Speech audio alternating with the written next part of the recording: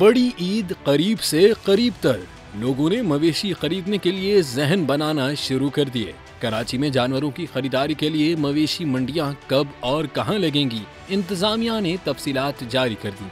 मवेशी मंडी की इंतजामिया ने 10 मई से नॉर्दर्न बाईपास पर तियसर टाउन में मंडी लगाने का ऐलान किया है।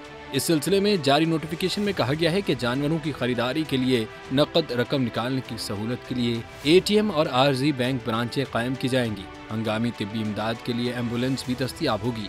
रवां साल ईद उल अजहा जून में मनाई जाएगी, जिसके पेश नज़र मरकजी मवेशी मंडी मई के पहले हफ्ते में फ़ाल हो जाएगी।